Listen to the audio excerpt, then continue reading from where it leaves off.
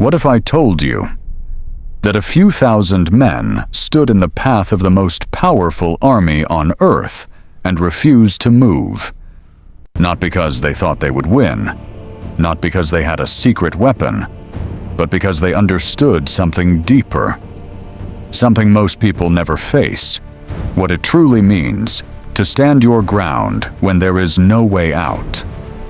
The year is 480 BC, and one man stands at the center of it all, Xerxes I, a ruler of unimaginable power.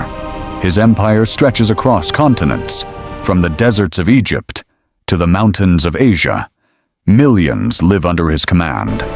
And now he is moving west, toward Greece, with an army so vast that ancient sources struggle to describe it. Some say hundreds of thousands, others claim even more. But the exact number doesn't matter, because what matters is what it felt like. Imagine standing there, watching them approach.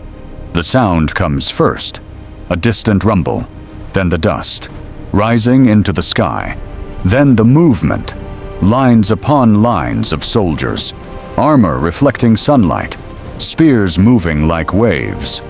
You don't count them. You can't. You just understand one thing. There is no stopping this. At least that's what everyone believed. Except in one place, Sparta, a city unlike any other in Greece. Here, life is not about comfort. It's not about wealth. It's not even about freedom. It's about discipline.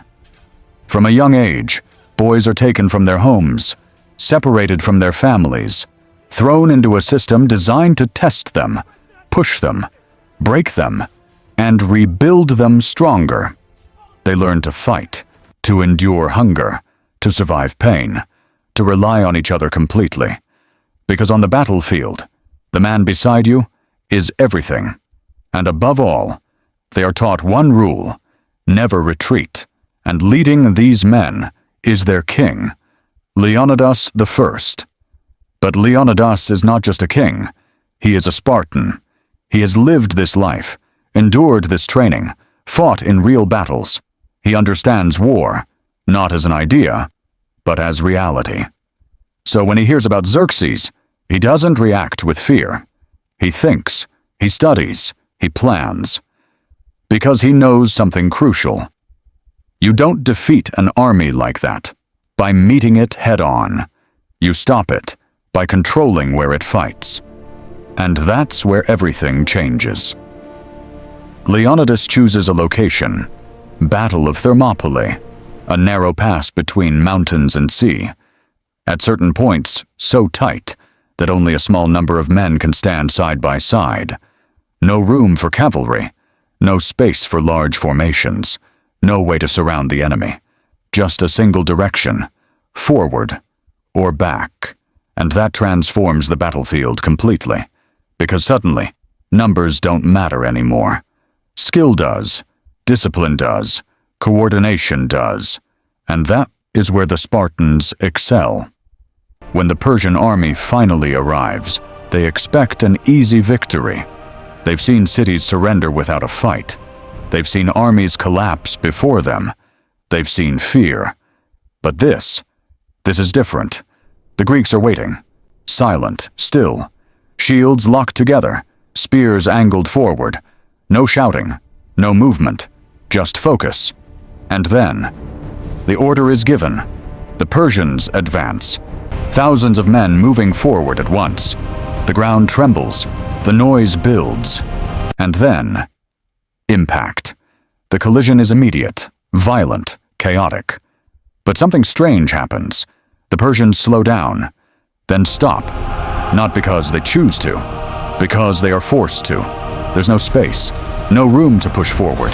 And the Greeks take advantage, step by step, shield by shield. They push back, again. The Persians attack, again. They fail, again. They are pushed back. Hours pass, then more. The sun rises higher. Heat builds. Sweat mixes with dust. Armor grows heavier. Breathing becomes harder.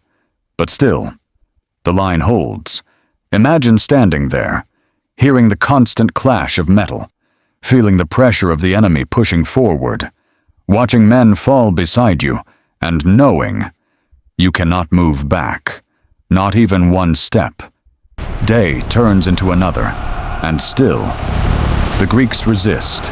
Even Xerxes' elite soldiers, the immortals, enter the fight. Highly trained, highly skilled, feared across the empire, and yet they fail too. For a moment, something unbelievable happens.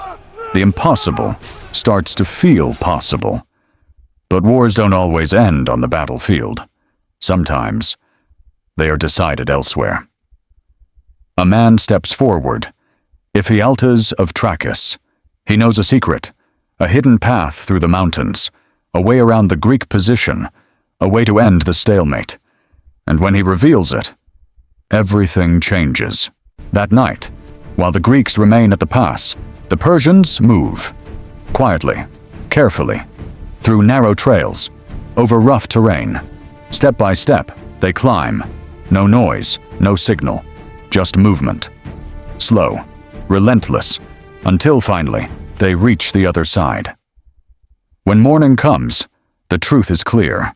The Greeks are surrounded. Leonidas understands immediately. There is no escape, no reinforcements, no victory. Only one choice remains. He turns to his men and gives the order, leave.